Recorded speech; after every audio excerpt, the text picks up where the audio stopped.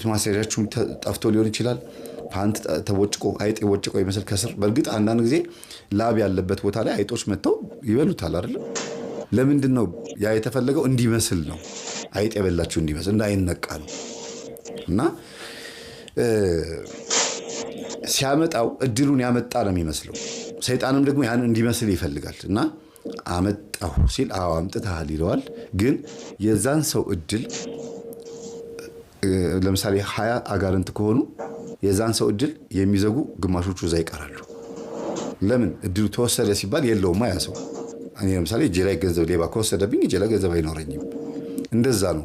እድሉ ከተወሰደ ያ ሰው የለውም የለኝም እድል ተወሰደብኝ ብሎ እንዲያምንም ይሄም ደግሞ ወሰድኩበት ብሎ እንዲያይ ነው። ሲያዩት ድክርት ይላል፣ ገንዘብ ያገኛል፣ አያልፍለትም። ምን ይላል? ለምን? ይሄኛው ተቀባይ ሆኗላ። በቃ እኔ ነኝ የማድገው። አብረን እንደግም ከሆነ ደግሞ እኩል ነው የሚያድጉት፣ እኩል ይካፈላሉ ማለት ነው። ይሄ አበሻ መንፈስ ግን ከባድ ነው። በአጋንንትም ሆነ እንኳን እኔ ልደግ እሱ ይኮስምን ነው፣ እሱ ይውደቅ ነው። መኮርኮርና መኮርኮም ብላችሁ አስቡት። ይሄን ይኮረኩማል፣ ይሄ ደግሞ ይኮረኮራል። በአጋንንት ደስታ ያገኛል ማለት ነው።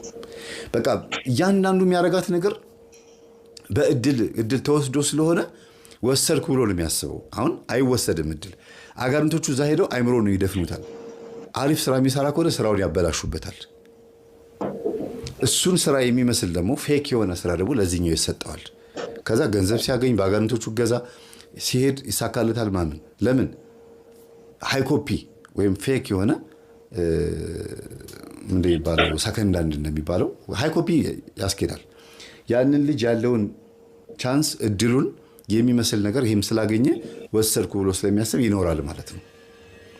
ይሄ የአጋንንቶቹ የማታለል ስራ ነው እንጂ ከዛኛው ሰውዬ የሚሰረቅ ተሸክመው የሚያመጡት ነገር ኖሮ አይደለም። ያን አይምሮ መድፈን፣ ይሄኛውን ደግሞ በአጋንንት ደግሞ እውቀታችን እንዳይወሰድብን፣ እንዳይሰለብ፣ ገንዘባችን፣ ጤንነታችን፣ እድላችን እንዳይወሰድ ባለበት እንዲቀመጥ መጸለይ ያለብን አንድ ጸሎት አለ።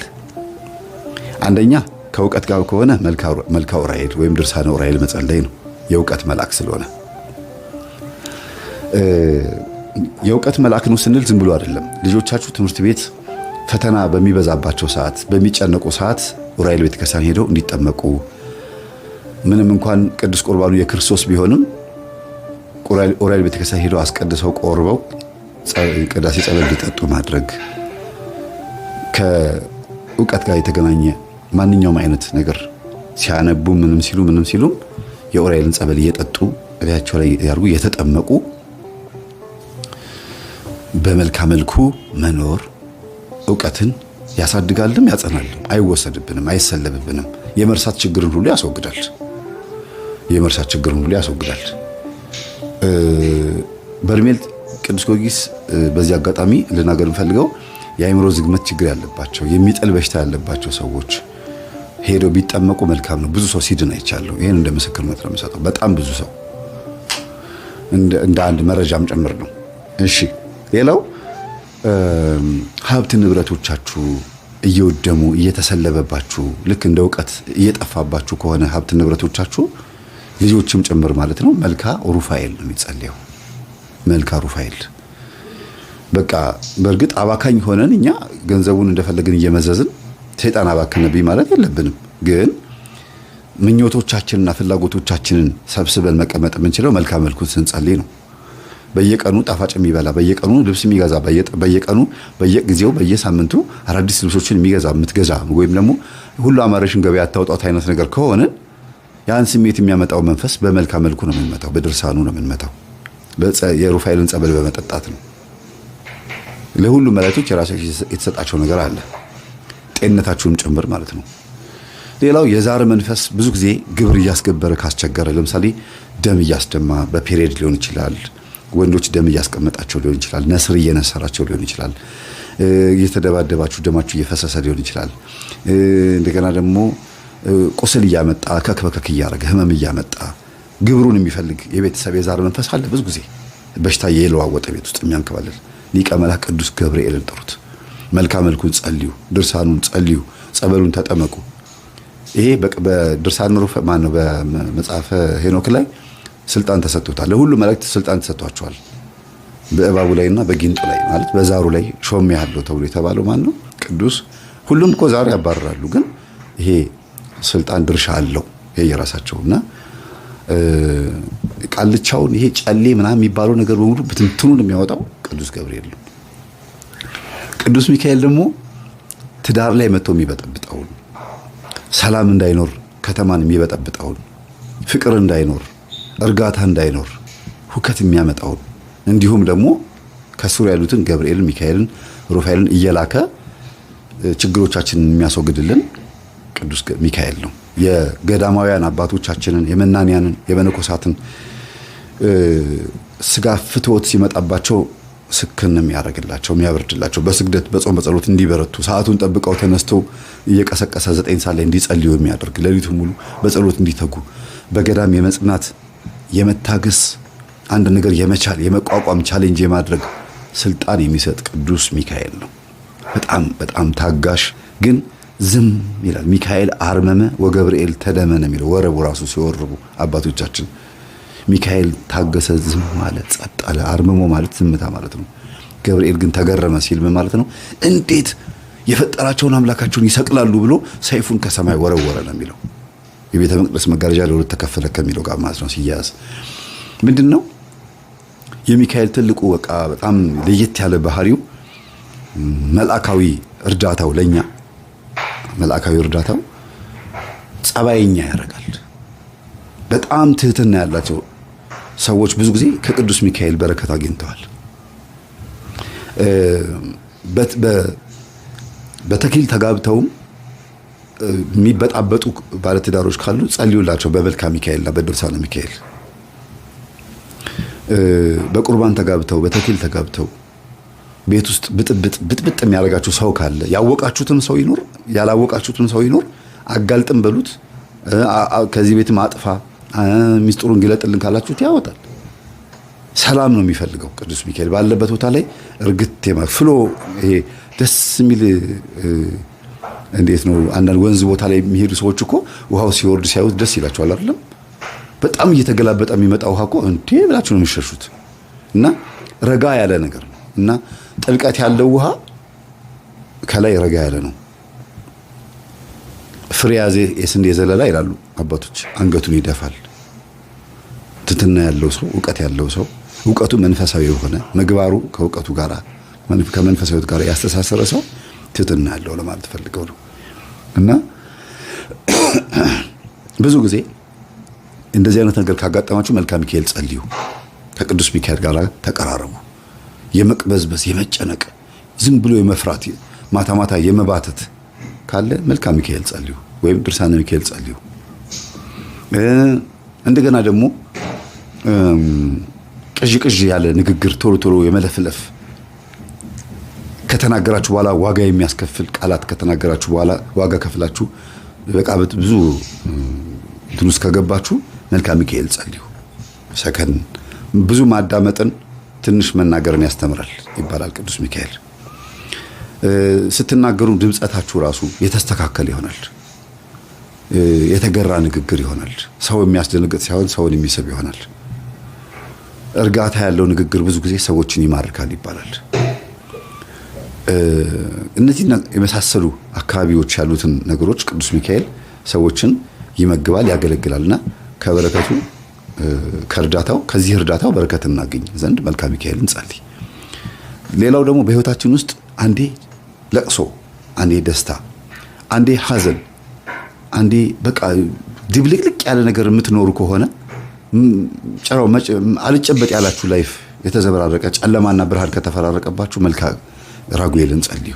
መልካ ራጉኤል በህይወታችን ውስጥ ጨለማና ብርሃን የሆነው ላይፋችንን ክፉ ነገር ሲመጣ ለበጎ እንዲሆን አርጎ እንድንቀበለው አርጎ ማይቀርልን ከሆነ ክፉ ነገር ከእግዚአብሔር የመጣ ከሆነ ነው። ታዲያ ከሰይጣን የመጣ ከሆነ ያስወግድላችሁና ያጽናናችኋል። ከእግዚአብሔር የመጣ ቅጣት ከእግዚአብሔር የመጣ ከሆነ እንድትበረቱ ካልደፈረሰ አይጠራም የሚያስብል ነገር ከመጣባችሁ ድፍርሱ ሰዓት ላይ እንዲጠራ እስኪጠራ ድረስ እንድትጽናኑ ያደርጋችኋል ማለት ነው። እና እንደየባህሪያቸው ነው የሚሄዱት። ሌላው መልካ ሩፋኤል ነው። ማን ነው? መልካ ፋኑኤል ነው። ቅዱስ ፋኑኤል ምን ያደርጋል መሰላችሁ? እጅግ በጣም የሚገርማችሁ በረሃብ በርዛት ሰዎች እንዳይሞቱ ያግዛል እና ገንዘባችሁን ለተራቡ ሰዎች እንድትሰጡ የመገፋፋት ለታረዙ ሰዎች እንድታለብሱ የታሰሩት እንድትጠይቁ ምስኪኖችን እንድትረዱ ድሃዎችን እንድትረዱ ብቻ አይደለም ድሃ እንድታስጠጉ ኑሯችሁ ሐሳባችሁ ሁሉ ከነሱ ጋር እንዲሆን የማድረግ ኃይል አለው እና ብዙ ጊዜ ቅምጥል ህይወት ካላችሁ ጥሩ አይደለም። ይሄ ካልጋ ላለመውረድ ከሚሞቀው አንሶላችሁ ውስጥ ላለመውጣት ዝናብ ሲመጣ በሚያምር አንሶላ ውስጥ ተጠቅላችሁ ድሃን ማታስቡ ከሆነ ዝናብ ዶፍ ሲያወርድ ንፋሱ ሲመጣ ጨለማ ሲመጣ በዚህ ሰዓት ጎዳና ልጆች እንዴት ሆነው ይሆን? ጎርፉ መጣባቸው ተወስዶ ይሆን? እንዴት ምን ለብሰዋል? ይሄ ሁሉ እየወረዳው ምን ውስጥ ናቸው? እኛስ ተኝተናል። ዝናብ ሲመጣ ደስ ይላል፣ እንቅልፍ ደስ ይላል። በዛ ሰዓት ግን እነዛ ልጆች የት ነው ያሉት? ምን እያደረጉ ነው? እንቅልፍስ ተኝቶ ወስዷቸዋል ብሎ ማሰብ የማይችል ጭንቅላት ካላችሁ እንግዲህ መልካ ፋኑኤልን መጸለይ ነው። መልካ ፋኑኤል ስትጸልዩ ልተራበት አበላላችሁ ገንዘባችሁን በዚህ መልኩ ትንሽ እንዲባረክ ታረጉታላችሁ። እመቤታችንን በቤተ መቅደስ አምጥቶ መና ሲመግባት የነበረ እስራኤልንም መና እንዲመግባቸው ቅዱስ ሚካኤል ሲልከው የነበረው ፋኑኤልን ነው፣ ቅዱስ ፋኑኤልን ነው። ከዚህ ከምግብ ጋር በተገናኘ ብቻ ሳይሆን የነፍስን ምግብ ራሱ የነፍሳችን ምግብ እንድንበላ ለቅዱስ ቁርባን እንድንበቃ ሁሉ የመገፋፋት ኃይልም አለው ቅዱስ ፋኑኤል። ቅዱስ ሳቁኤልና ቅዱስ አፍኒን ደግሞ የሚባሉ ሁለት መላእክቶች አሉ። ብዙ ሰው ማያውቃቸው ስዕላቸውን ብዙም አታውቋቸውም።